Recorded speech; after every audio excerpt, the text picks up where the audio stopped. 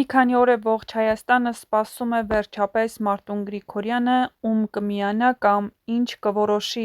Հրապարակ.am-ն էլ գրել է. հրապարակի լրագրողն այսօր կարճ զրույց է ունեցել Մարտուն Գրիգորյանի հետ իր դիրքորոշումը հասկանալու համար։ Պարոն Գրիգորյան, ուր եք, մի բան ասեք, ՔՊ-ն հաստատ չի ունենա Գյումրիում քաղաքապետ։ Պնդում եմ Լիա ջան, այսքանը առայժմ։ Իսկ երբ կխոսեք, մինչև ավագանու նիստը կխոսեք, այո, ձեզ բացառություն արեցի։ Լուր կա, որ որոշել եք ավագանու նիստում արտահայտվել, իսկ մինչ այդ լռելու եք, ավագանու նիստի օրն եք որոշել խոսել, հաստատ կխոսեմ, չեմ լռելու։ Մեր ակնկալիքներն արդարացնելու եք, չէ՞։ Խոսակցությունն ընթանում էր, գրավոր վերջին հարցը Մարտուն Գրիգորյանը չի կարդացել և չի պատասխանել, գրել է հրապարակ.am-ը։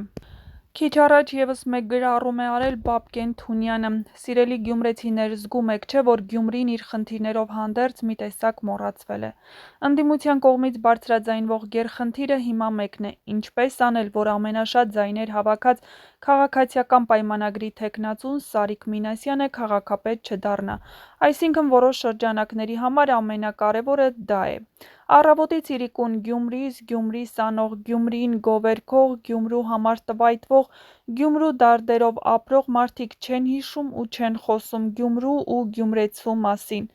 Ինչ քաղաքային ծրագրեր, ինչ քաղաքի խնդիրներ, ինչ քաղաքային կոմֆորտ, ինչ բարոյահոգեբանական մթնոլորտ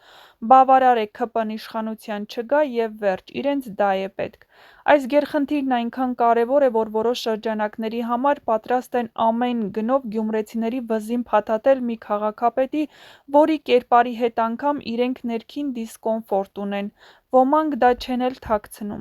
Ոչինչ, որ մարդը ասոցացվում է կրիմինալի հետ, ոչինչ, որ ուշագրավ պատմություններ ունի իր հետևում, ոչինչ, ոչ միանշանակ արժեհամակարգ, ոչինչ, որ քաղաքական առումով Գյումրիում իշխանությունը վերցնի կոմունիստական կուսակցությունը, ու վերջապես ոչինչ, որ այդ մարդը ստացել է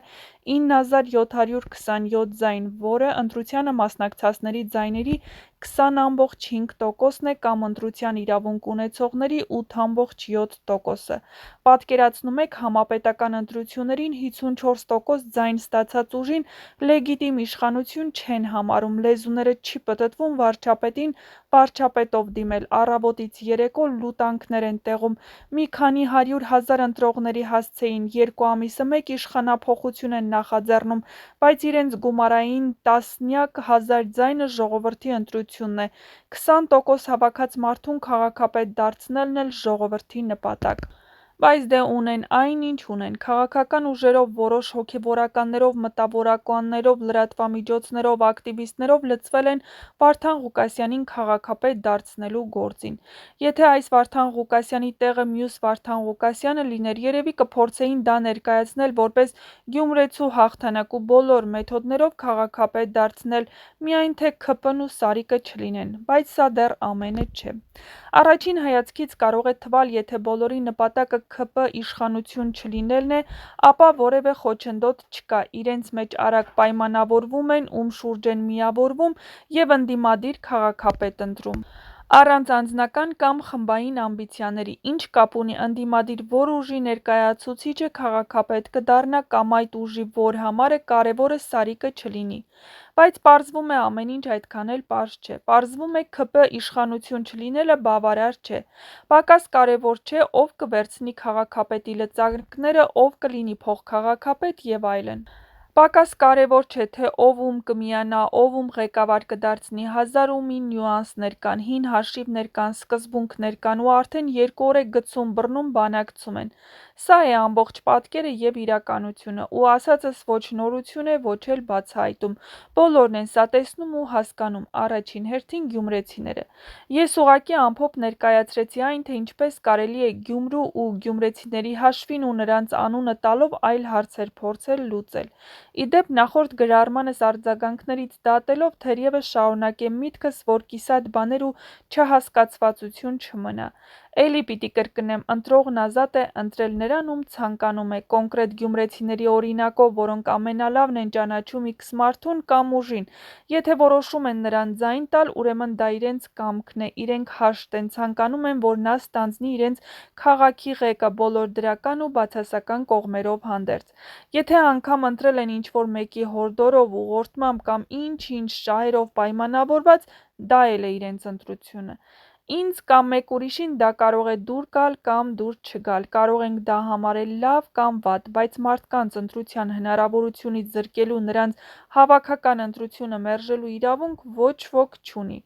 Ոչ ոք, մարդկանց ոչ մի խումբ չի կարող ժողովրդի փոխարեն որոշել որն է ճիշտ, որը սխալ, այ դա կլինի ամենամեծ սխալը։ Ի դեպ, տարիներ շարունակ նաև հենց այդ արդարացմամբ են կեղծվել ընտրությունները, որ հանկարծ մարդիկ սխալ որոշում չկայացնեն։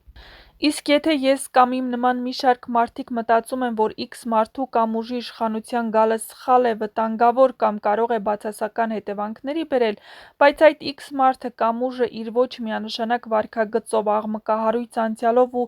անընդունելի հայտարարություններով կարողանում է համոզել, որ մարդիկ կրկին իրեն ձայն տան, ուրեմն ինքը ինչ-որ հարցերում ավելի խելացի է վարվել, քան մենք։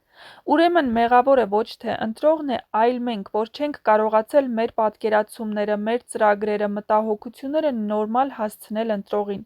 Ոչ միայն մեր խոսքով, այլ մեր վարքագծով, մեր արած ու շատ դեպքերում չարած քայլերով։ Ու երբ ասում եմ ընտրություն է, արդյունքը սա է, պետք է ի գիտություն ընդունել, դա ամենևին չի նշանակում, որ այնինչ ունենք մեզ բավարարում է, մեր սրտով է, սխալներ չունենք ու մտածելու բան չունենք։ Ոչ, սիրելի հայրենակիցներ, շատ բան ունենք մտածելու, հասկանալու, վերաիմաստավորելու, ու այդ մտածմունքը ոչ թե ուրիշների, այլ մեր մասին է,